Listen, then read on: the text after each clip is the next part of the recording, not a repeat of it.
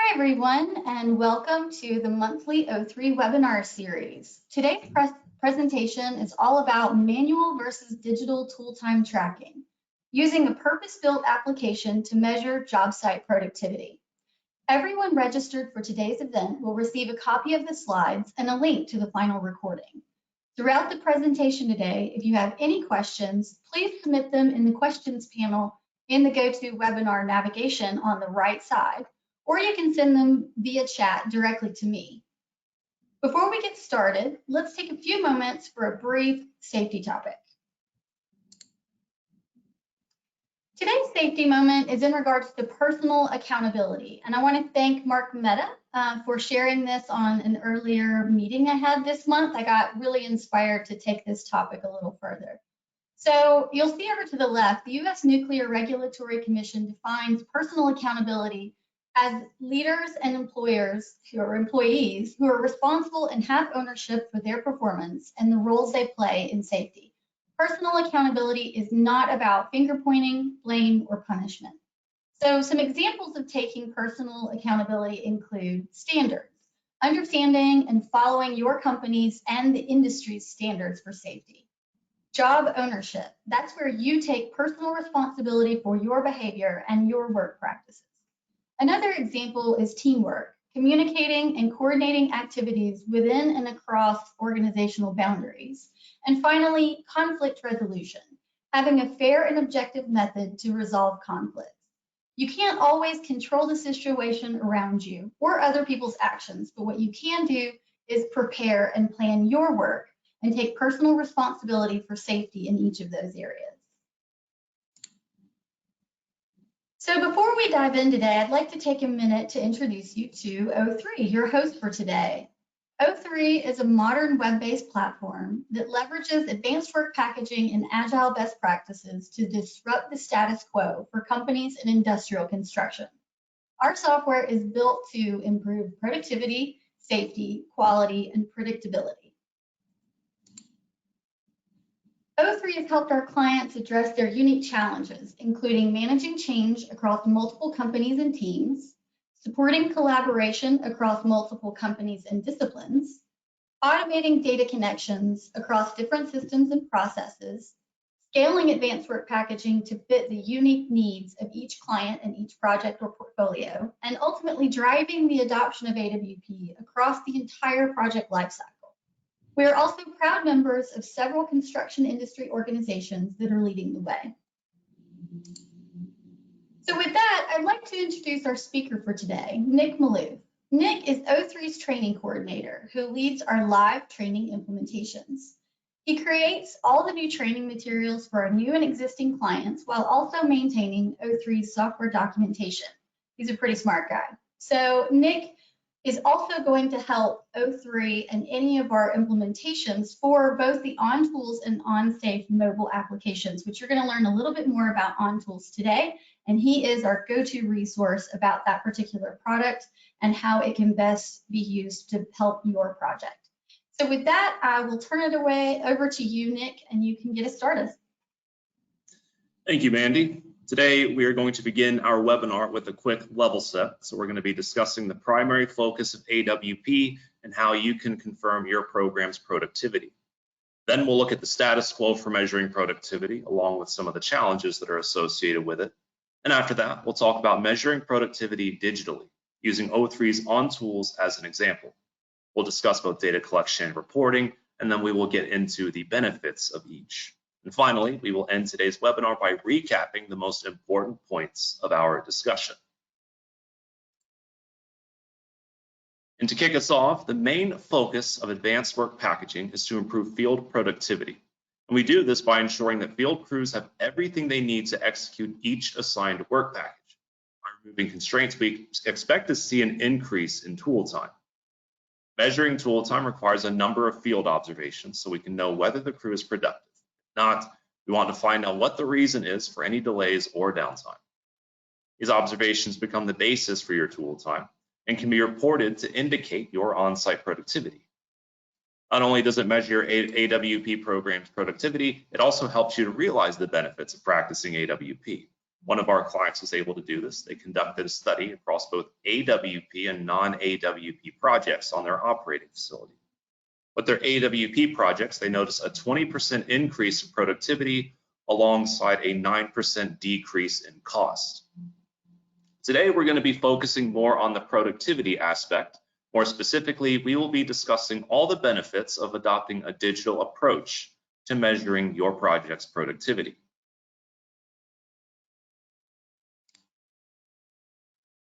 And in this day and age, productivity is often measured with manual data collection and entry. Reading templates are created in Word and they're attached to clipboards so the observer can take them out into the field. These readings either gather dust on the same hard copy with which they were taken on, or they're transferred and they are transferred to a spreadsheet or a database. So kind of like Microsoft Access, for example. It's also worth noting that whether the data is uploaded or wherever the data is uploaded to, there's a decent chance that it's separate from all of your project's other data.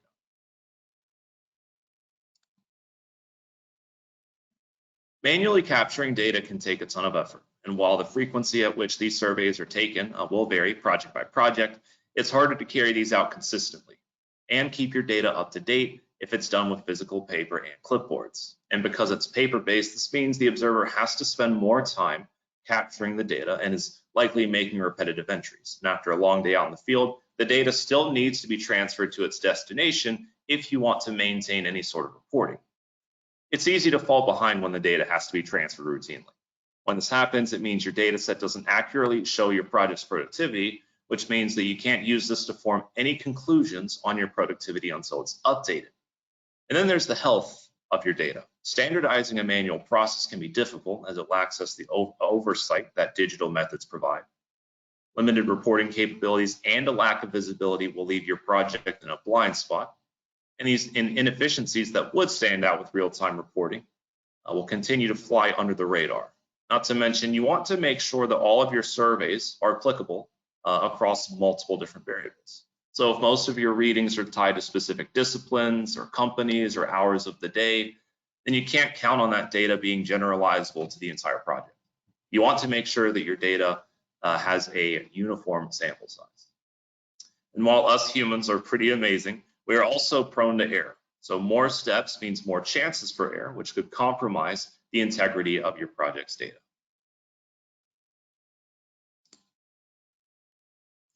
Another fault of manually conducting your surveys, it can be hard to keep any bad habits in check. Humans in general are creatures of habit. People doing these observations will often leave the office at the same time each day for a site walk. So you're going to get data that doesn't represent the full spectrum of the day. We see on many projects, the site observers have very little readings for the start and end of the day, but a lot for the middle of the morning or the middle of the afternoon, when the office dwellers get bored of sending emails and they decide to go out for a walk. So using a digital process will help to combat that approach by showing the range of times when readings are being taken, so users can target multiple times of the day to top up on any missing data. And this brings us to taking a digital approach to measuring productivity. And again, today we will be using O3's On Tools as an example. Before going out into the field, you can glance at the Overview tab to see how your data distribution is across reading, company, craft, etc. You can see this data over the course of the last week or month, or even check to see what data has already been captured for the day. For example, we can see in the screenshot that we've only managed to capture readings across a couple different types of craft, even though there are many more that are supporting this project. Next time one of our observers heads out into the field, we know to communicate them that they need to capture more readings across all of our disciplines. The Overview tab does a great job at summing up your recent data, and we recommend using this to inform that day's data collection process. With On Tools, we recommend separating out readings on the basis of contractor or work phase. So when you stop observing one contractor and beginning observing a new one, start a new reading. The readings list, kind of like the Overview tab, also provides a high-level snapshot of your recent productivity. You see what data was input below the reading's name, as well as what the reading's tool time percentage is. We recommend using this page to see if there are any patterns in your data, either in today's readings, or for the past week or month. You could even compare this to some of your long-term reporting to determine whether the problem is more recent or if this is indicative of a longer problem, or if this is indicative of your project's productivity long-term. And no need to worry, users are only able to edit their own readings from the iPad. They cannot edit other users' readings, and even then, they can only edit their own readings up until 24 hours past when it was taken. So users are not able to go into the iPad and retroactively change the data.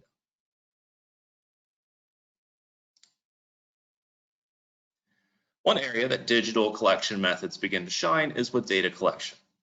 And on tools, readings are collections of observations. So when I start to observe a work face or a contractor, I will start up a new reading. Then I'll capture individual observations. So for example, this work face planner is performing wrench work, while this one is unable to work because he's waiting for the crane. Our reading forms come configured out of the box, though you are able to pick from our available fields, which are included. And this can be helpful in trying to ensure standardization across your project. You can configure your project's forms to support only the data you want. And you can even go a step further and set data requirements to make sure that all the data you need is captured by your observers. So that way there are no unwanted blanks. Not only does OnTools help with data validation, it makes capturing data so much more convenient. You can populate your data at the reading level and then have that data auto-populate for each of its observations. Not only is this saving you from that repetitive data entry that we mentioned earlier, again, it is minimizing that chance for error.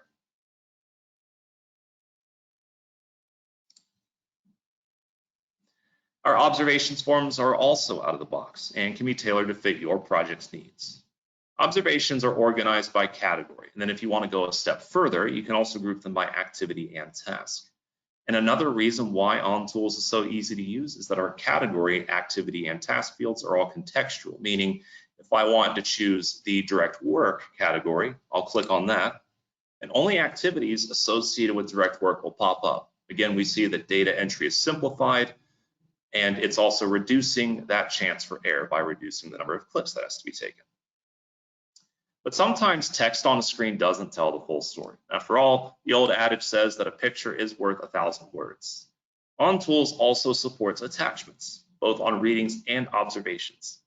So if a porta potty is a couple hundred yards away from a work face, that is going to result in wasted time for each trip. So you could take a picture of this in addition to capturing that observation to really tell the whole story. And when you're done entering this, you can save your data and immediately open up a new form or go straight back to the reading.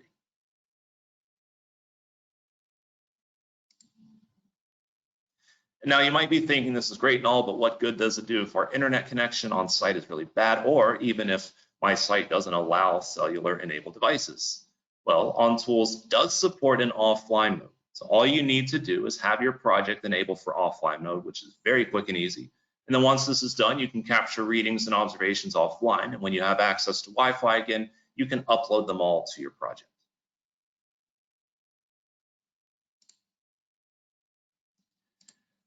Our dashboards also grant you insights and visibility into your productivity at whichever level you prefer. So for executives that might prefer the hard and fast numbers, we have widgets that show tool time percentage, total readings, and total observations for the entire project. Whereas someone who is coordinating your tool time study is going to want to get more down in the weeds and see what's going on. So in addition to seeing their tool time breakdown, they'll probably want to see those individual activities that make up both productive and non-productive time. So in this example, we can see that idle time and getting instruction make up quite a bit of our non-productive time. And this could point to a couple different types of issues, either a scheduling issue, there might be a reason why there are so many workers idle outside of required breaks, or a training issue. Something might have happened or something might not have been communicated before they were sent out to the job site. And it's also worth noting that while exposing inefficiencies is important, it's also important to acknowledge what you're doing right, as the success can translate to future projects.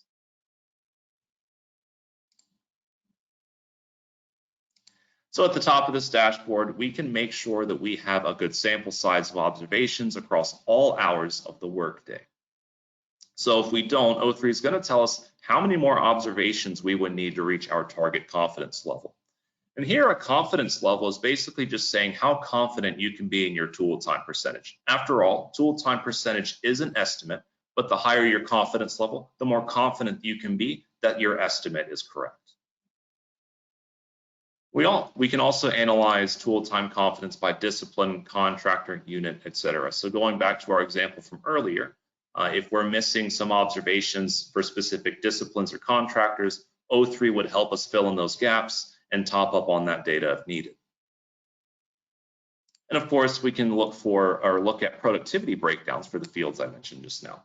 So for example, looking at productivity by contractor, I can see that much of contractor 7 time out in the field is non-productive. This doesn't necessarily mean they're slacking off. It could point out some issue that's entirely out of their control that's affecting their productivity. Whatever the problem might be, it was something that we were able to bring to the forefront thanks to this type of reporting.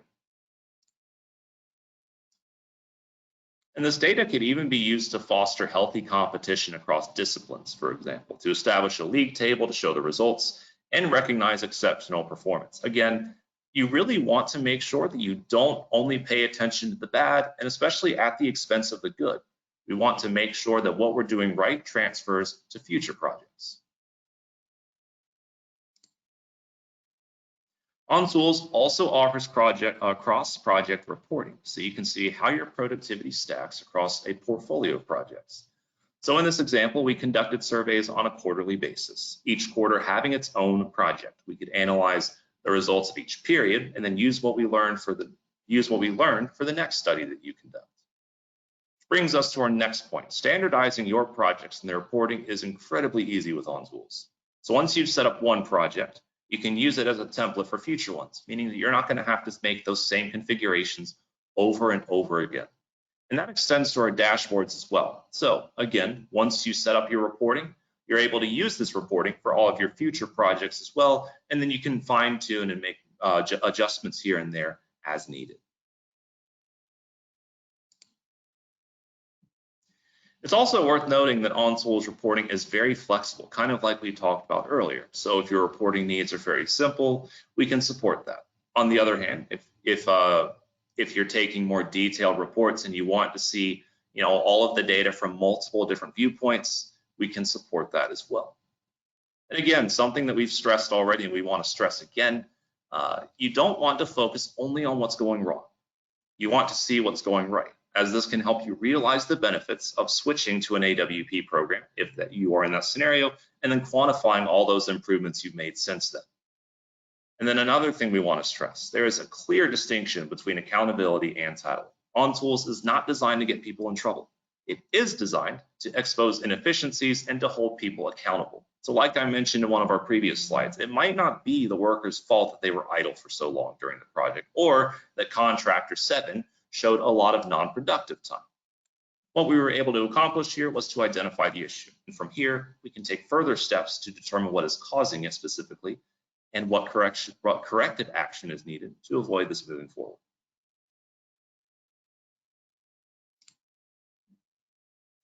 So we've talked about a lot of great ways that digital productivity measurement and OnTools specifically can help make your life easier. Again, avoiding repetitive data entry will help your surveyors a ton, having them enter data at the reading level and have that automatically populate for their observations. Creating new readings and observations is quick and easy as well. And not only does that save them time, but it also reduces the chance for that human error. OnTools also takes care of the data transfer for you, so it's no longer your problem. Go out into the field, capture your readings, go home. No more transferring of data is required at the end of the workday. And no more disparate spreadsheets or clunky databases. So all data that you capture is uploaded in real time, and it can be hosted in the same place as your project's other data. So if your project is using OnBuild as well, then OnTools can help to confirm the health of your AWP program and quantify its benefits. You can also set up your project's reporting to expose any gaps and inefficiencies, and then you can work with your team to determine the corrective action needed moving forward.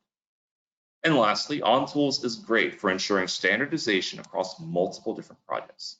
You can define your tool time coding structure, set up your forms, and determine your survey areas for one project. And then you can templatize these settings for future projects.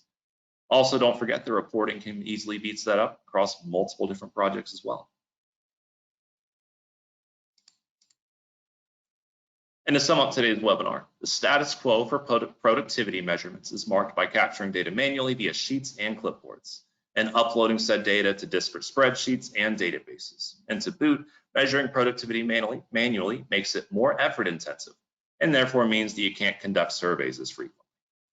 Even if you capture your data on clipboards, you still have to find a way to transfer it to your destination, sometime at the end of the day after you've already been out in the field. And if you fall behind, it means that your data is no longer accurate. It's not accounting for all the data that you've collected for your project, and this is going to result in very limited reporting capabilities. And of course, the more manual your process is, the more likely you are to encounter human error. Going digital, on the other hand, has a lot of benefits. You can minimize repetitive data entry and eliminate the data silos, either by having all your data in one place or using a system that can easily integrate with others. And rather than focusing on flat numbers and statistics, you can look for trends in your data. So does my productivity drop after scheduled breaks or towards the end of the workday when everyone is wrapping up? And not to mention, it improves project visibility. This allows you to measure the health of your AWP program and to realize the benefits of it as well. And so with that, I'm going to kick it back over to Mandy to see if we have any questions waiting for us. Great, Nick. Thanks so much for that detailed presentation. It's good to kind of go behind the screens and learn a little bit more about how O3 designed and developed the tools to help us support clients. So at this time, we're going to open it up for questions. As I mentioned, you can either submit those directly to me in the chat panel, which I'm listed under O3 Solutions, so you can chat directly with me, or you can use that questions panel in the GoToWebinar window. So Nick, all right, to get us started, our first question, how long does an implementation take and is training included? Yes, so training is included in our implementations, and our implementations are very quick and easy. So a conservative estimate I would give you is probably a couple of weeks, but if the client has their shit together, frankly speaking, we could have you up and running in less time, in as little as a week.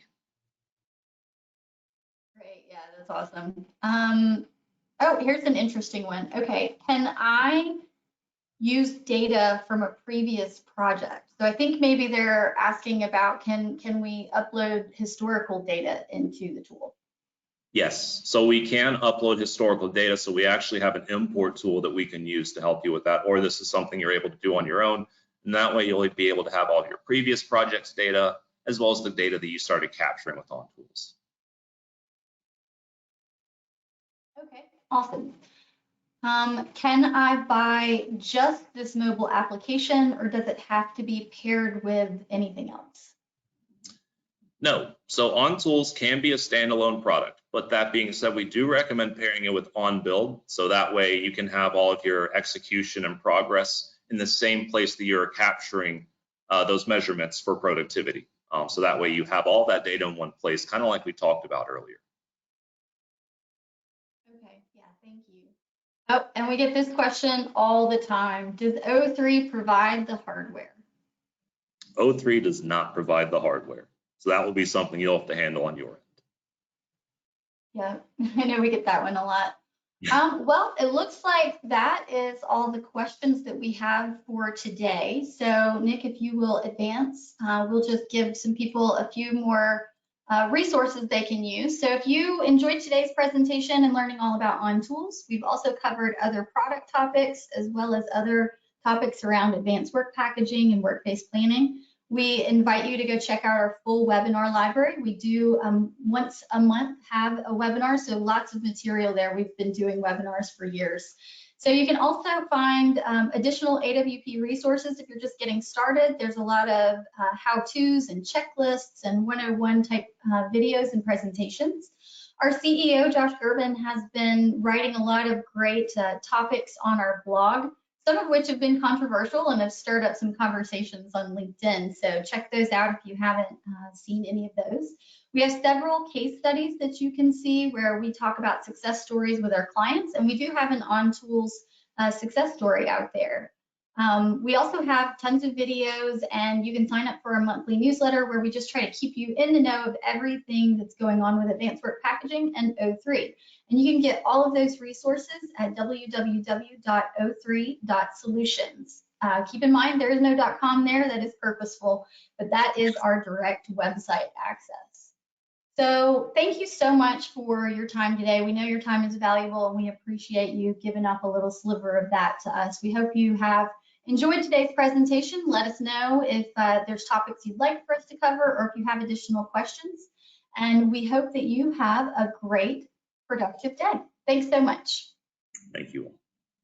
Thanks, Nick.